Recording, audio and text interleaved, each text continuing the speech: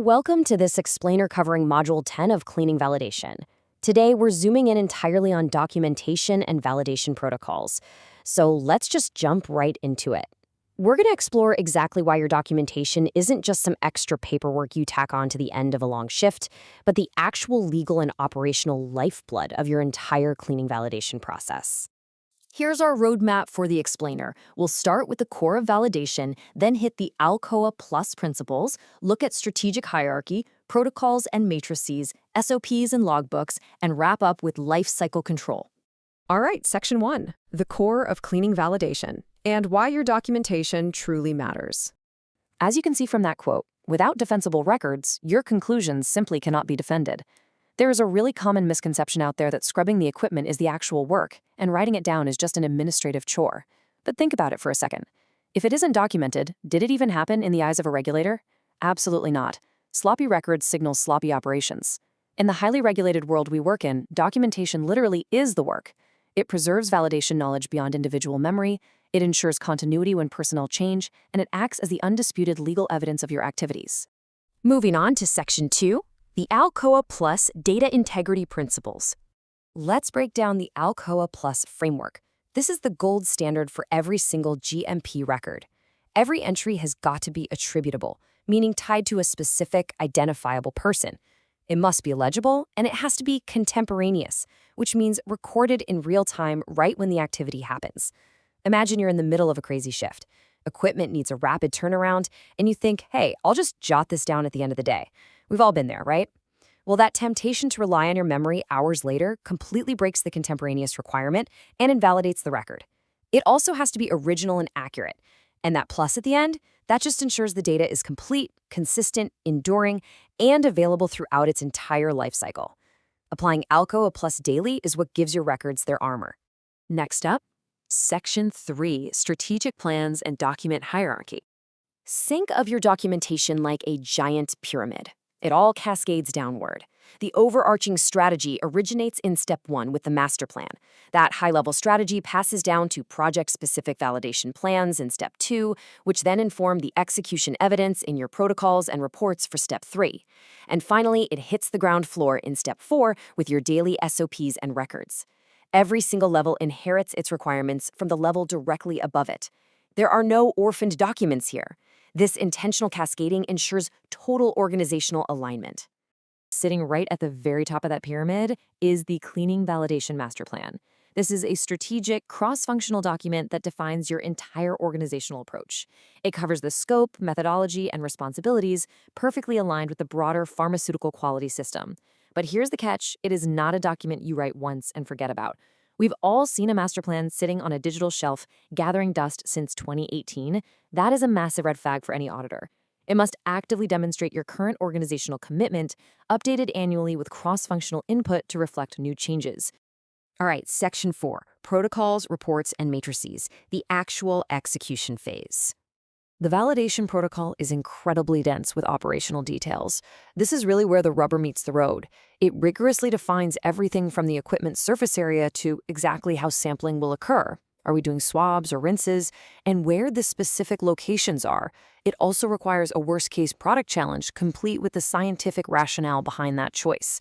For instance, if you just state a worst-case product without documenting exactly why it's the worst case, maybe analyzing its low solubility or high toxicity, it makes the entire protocol indefensible. It leaves zero room for ambiguity.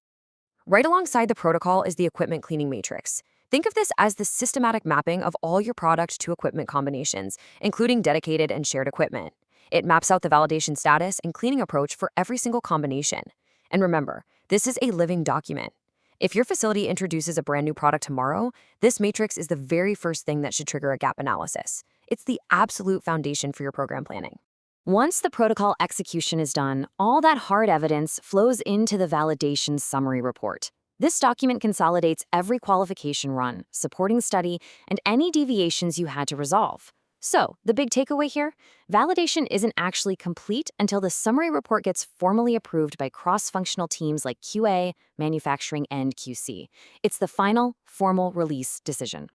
Down to Section 5 now, SOPs and daily logbooks. Let's keep tracing that golden thread down to the ground floor. Standard operating procedures dictate the exact daily execution. We have cleaning SOPs detailing parameters, sampling SOPs enforcing chain of custody, analytical SOPs for sample prep, and operator qualification SOPs ensuring ongoing training. It is paramount that these are strictly version controlled.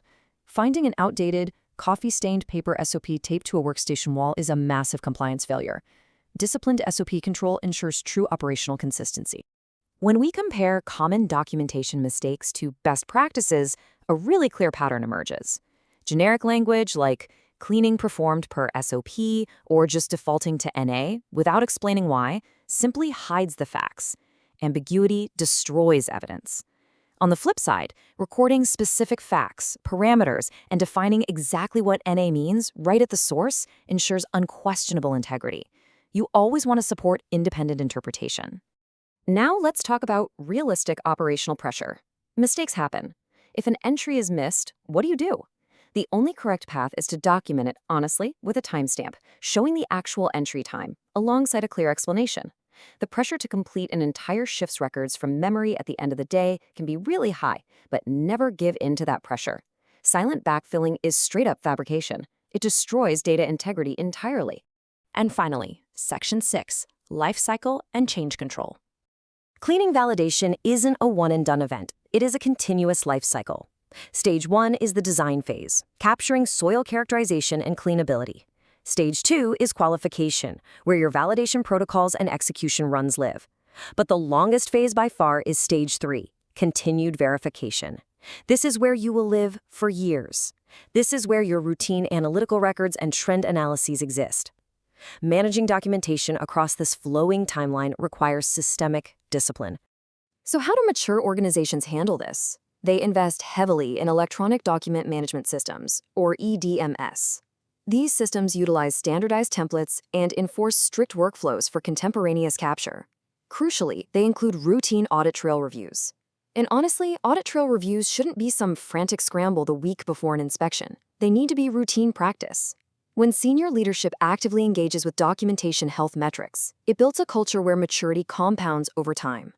You also cannot keep your cleaning records in a silo. Integrating your records directly with change control, meaning every modification has a documented assessment, and linking them to training records multiplies their value. Fragmented records, where broken cross-references point to retired documents, create massive, dangerous compliance gaps. Internal inconsistencies like that will easily unravel an otherwise solid validation package. We're going to end on a vital, provocative question today. Does your documentation pass the cold reading test? If someone picked up your cleaning records right now with zero prior briefing, would every single entry be completely self-explanatory? If a record requires you to verbally explain it to make sense, it is incomplete. Ensure your facts are specific, your entries are contemporaneous, and your validation records truly speak for themselves. Thanks for joining me for this explainer on Module 10.